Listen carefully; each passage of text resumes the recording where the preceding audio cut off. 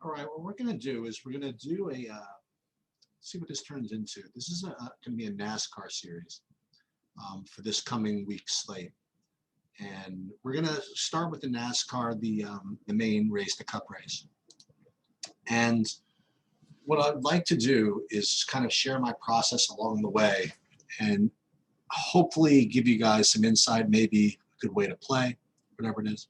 So they actually do have the starting grids set up, and we'll kind of get into that as I go along. I don't know why they don't list it here in the DraftKings lineup page.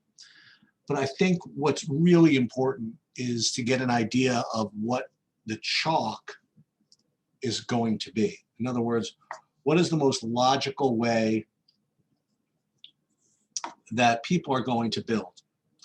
And not to be self-deprecating, but the best way to start is with what I like.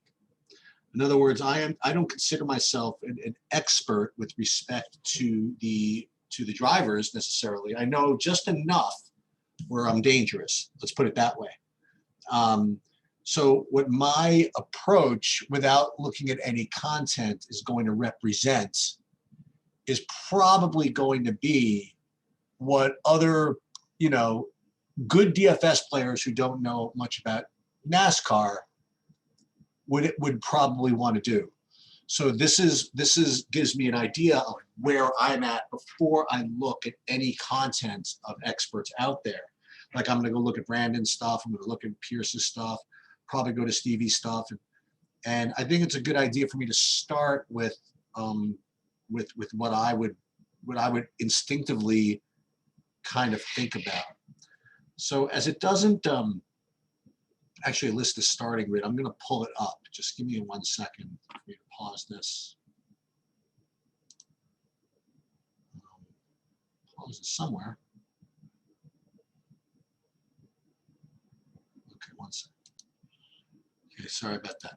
So I don't even know, in some sense, why I would even have the DraftKings page up here, because this is where I would start, right?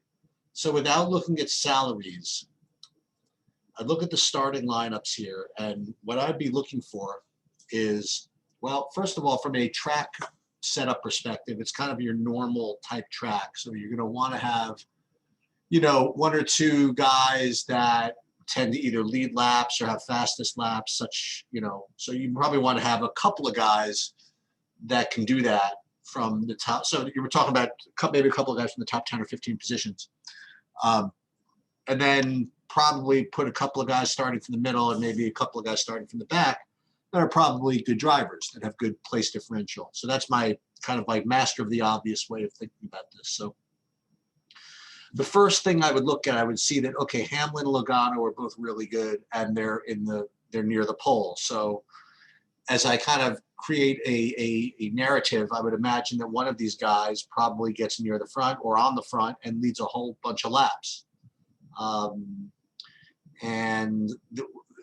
I probably would not do is play them both, right? Because that's the way kind of correlation works in NASCAR. You have the lead, someone else doesn't. And unless you're going to play the game where they literally just keep alternating, you're putting yourself under a lot of pressure from a construction standpoint by taking a guy in the 1 and the 2, especially if they end up being decently priced. So maybe one of those 2 I'd probably put in at least my mental script. Then I would see Kevin Harvick be the next guy I would consider. I wouldn't play Chris Bell. Again, that's not where I would go. I probably wouldn't play Kurt Busch. I just don't think he'd be able to get the lead over these guys inside of him, nor Michael McDowell. Keselowski, maybe, but probably not. He'd be a very fringe play, pre-snow. And then Truex, Custer, and Elliott. So what I'm looking at is Truex, Elliott. These are guys that I think can lead laps from these positions. So Elliott, Truex, Harvick, Hamlin, Logano, but only one of those 2. So I'm building my player pool. That's who I would start with. Either Hamlin, Logano, Harvick, Truex, Elliott. Okay. Truex and Elliott have the additional advantage of, having a little place differential. Cole Custer starting 10th. It's tough for him to get there. I do like him as a driver. And again, what do I know? But I just do. But I don't know if I can get to him in coming out of the 10th position. I mean, he's really got to come in like top 5 to make value, depending on his price, obviously. And we're going to get to that in a second. Then there's Chase Elliott, who, I mean, you know, can lead laps. You know, he's got to get ahead of a lot of good drivers, though, right? He's got to get ahead of Hamlin, Logano, Harvick, Keselowski. But he's got a little bit of a floor in that he's got the 11 hole to start, you know, so he's got some place differential. So he'd be in my player pool for sure. Busher, no. Bowman, maybe. Blaney, maybe. And then Stenhouse, no. Amarola, maybe. I probably wouldn't play Larson. Eric Jones, yeah, he looks pretty good. Bubba Wallace, maybe. Then I'd probably go no with Justin Haley. Daniel Suarez, I like him. He's in 21 holes, so he'd be make my list. Dillon, no. Newman, no. Kyle Busch from the 24 would seem like a pretty good play, right? Coming from the 24 hole, so it depends on what his price is. LaJoy, no. Alfredo, maybe if you were further back, but no. Trace Briscoe from the 30, maybe him. Byron from the 31, maybe him. And then these guys that kind of stand out, the way I just kind of look at them right away, is Tyler Reddick and Matt DiBenedetto. And these are guys that are good drivers that are, for whatever reason, just jammed at the back. So these guys have just a lot of place differential. So you can see already out of 38 drivers, I kind of reduced the player pool to maybe 15, right? Or maybe a few more. So that's what we review. And this is before pricing. So I don't even know if I can get these guys in, but DiBenedetto, Reddick, Byron, Briscoe, Alfredo, Kyle Busch, Newman. Actually, not Newman. Suarez, Wallace, Jones, Almirola, Blaney, Bowman, Elliott, maybe Custer. Maybe it's more than 15 then. Truex, Harvick, and Hamlin, Logano. We're going to say one of those. Let's count them again. So let's go Hamlin, Logano, 1, right? Then Truex 2, Harvick 3, Custer 4, maybe, Elliott 5, Bowman 6, 7, 8, 9, 10. I guess I'm more than I thought. 11, 12. This is before price, right? 13, 14, 15, and then not much, 16, 17. So 17 drivers before I consider pricing. So what I like to do sometimes, just for fun, is plug those 17 drivers into the optimizer and see if I can even build lineups with those 17. Okay.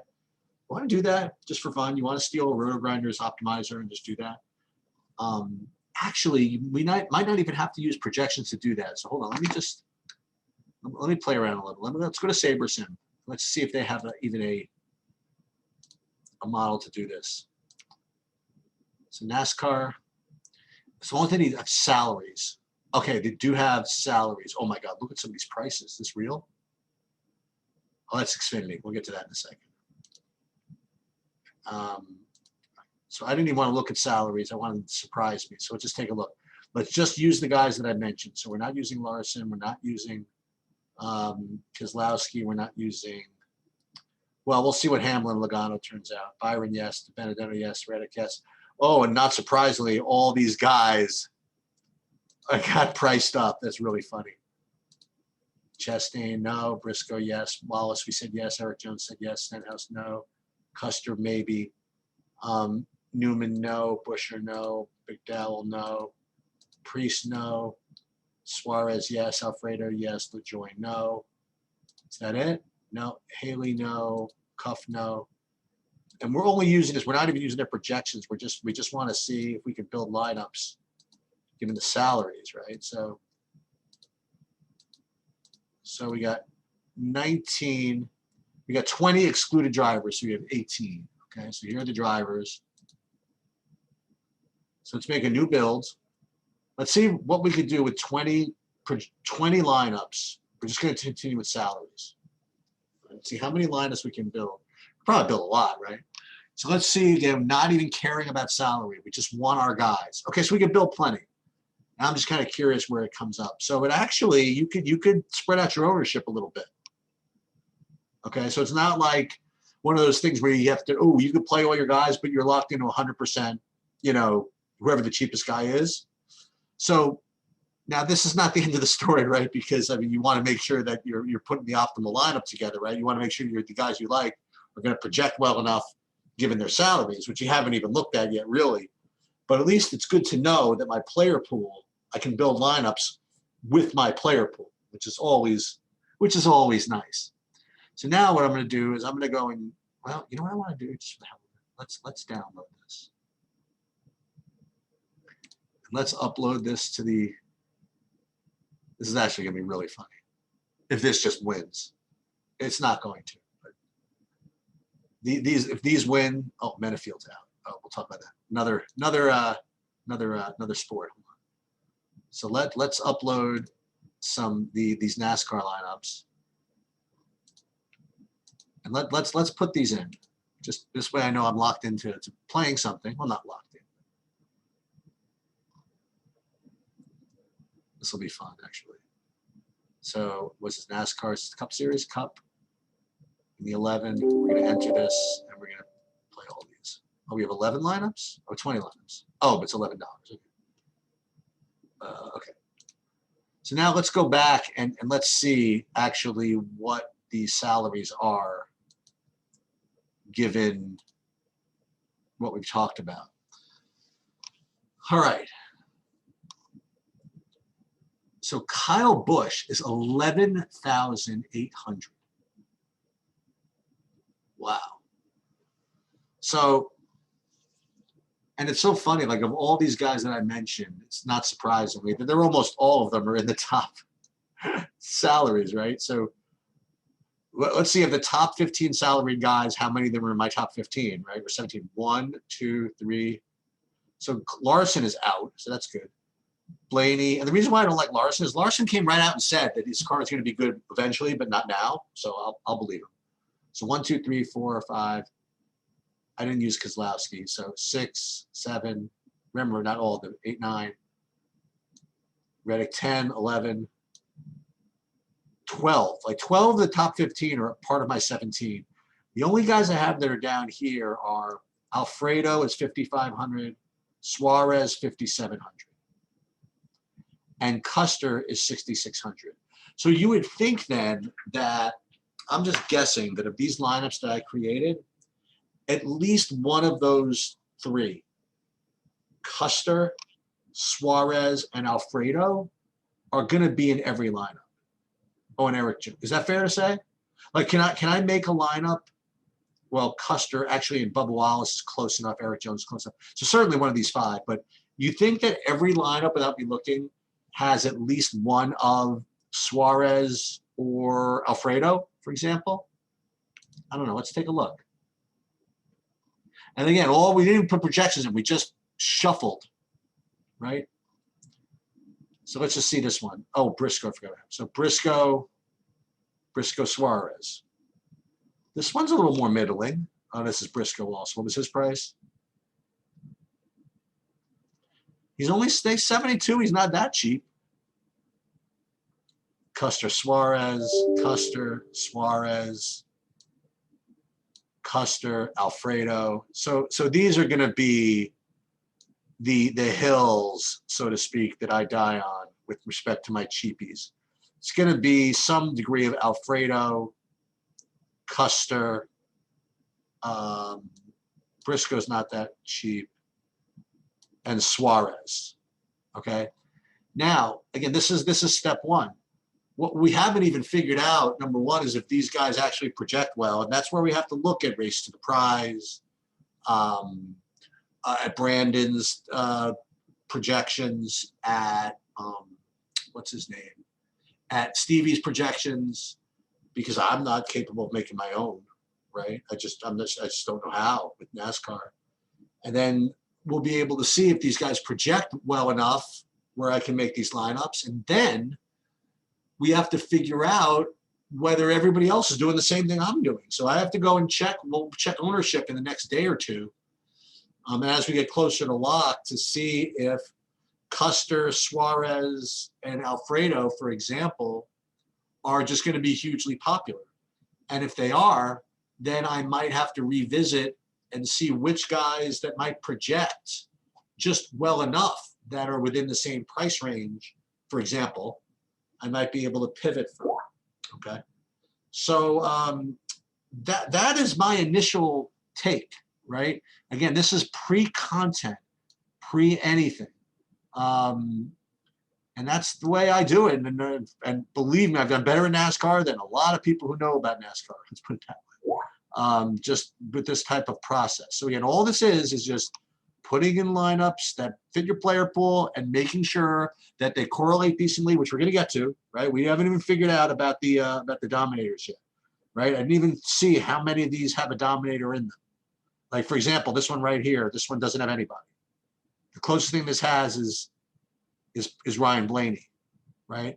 And I don't know if this is going to work from a construction perspective, because we're giving up like almost all the, not all of them, but a good amount of lead laps, right? Maybe it's important to have one of those. Maybe we got to make a rule that one of those, or maybe two, go in there.